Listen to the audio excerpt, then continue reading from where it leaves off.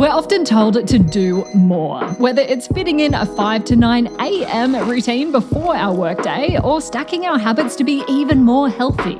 But over the past few years, I've tried hard to do less, to fight the urge of busyness, to spend more time in bed, read books, and try to empty my calendar. I had huge burnout, growing anxiety, and was always tired.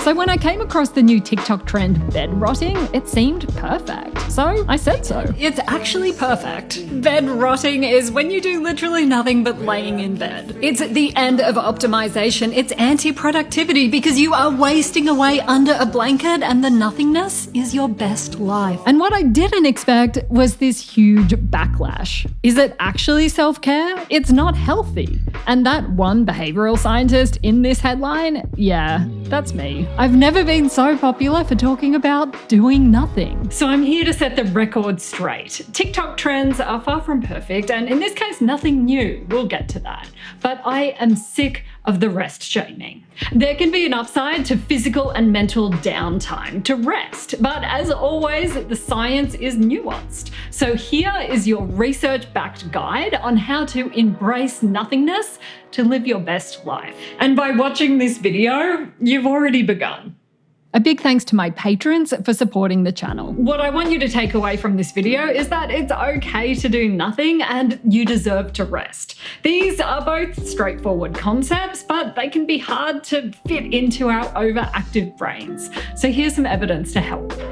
Back when neuroscience was in its big coat and bowler hat era, it was believed that when the brain wasn't engaged in a task, it was just idle, checked out, and kind of switched off. Then the German psychiatrist Hans Berger developed the EEG, what now looks like a fancy cap of electrodes, and he recorded the first brain waves. The bowler hat bros thought he was crazy and were overwhelmingly skeptical, but he showed that the brain was active all the time, in different patterns of electrical activity, even when people were resting or sleeping. Fast forward to today, and we know that this neural activity during periods of rest can be really useful. The moment you're not focused on a task, when the brain is at rest and becomes disengaged, you activate a group of different brain regions called the default mode network. It's active during passive moments. You may think there's not much going on, but your brain is always busy. And during idle time, much of the brain continues to work as you think to yourself, you visualize the past, and you imagine the future. Your mind wanders, and new ideas spontaneously emerge. So the act of letting your mind rest is essential for problem solving and being creative. Because our brains are always active, it's impossible to reach a state of pure nothingness. What it means to do nothing is somewhat philosophical and an enduring pursuit.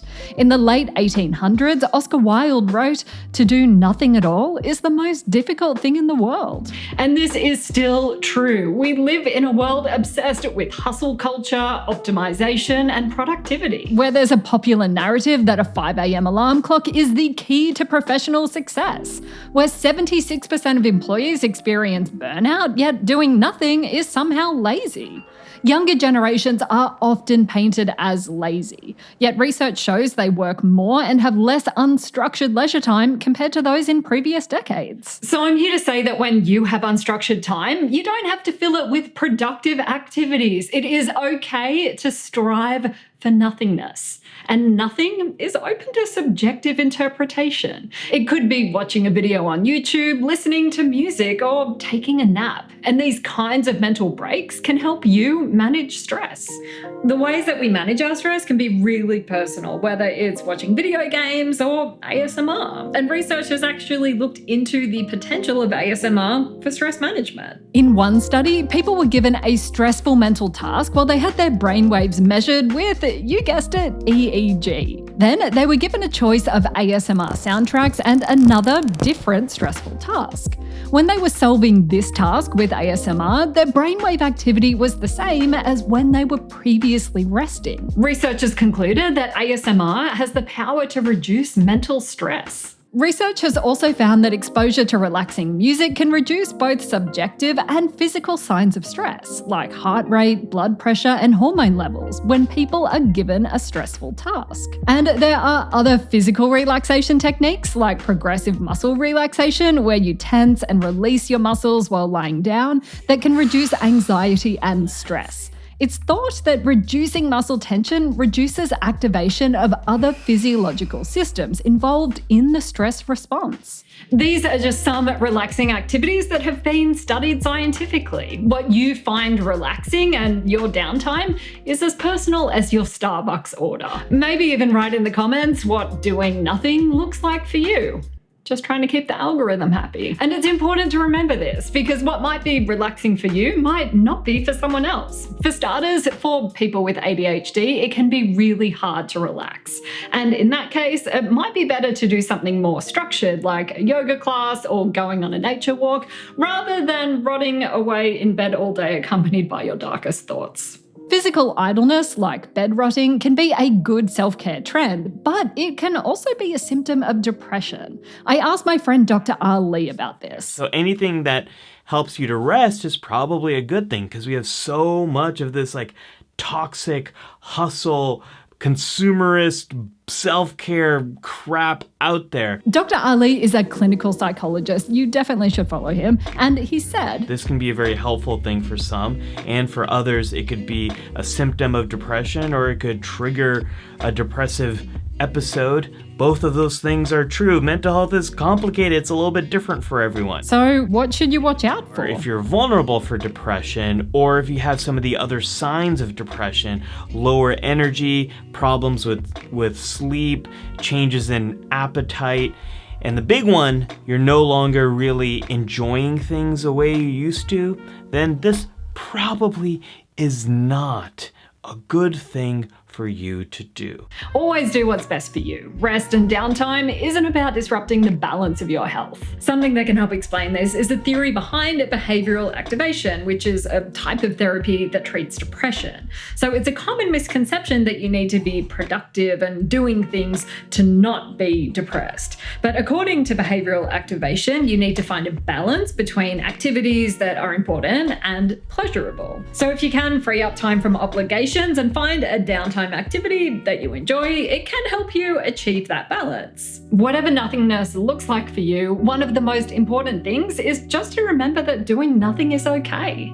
Being kind and understanding towards yourself is super important. Promoting self-compassion can lead to improved mental health and better physical health and sleep quality.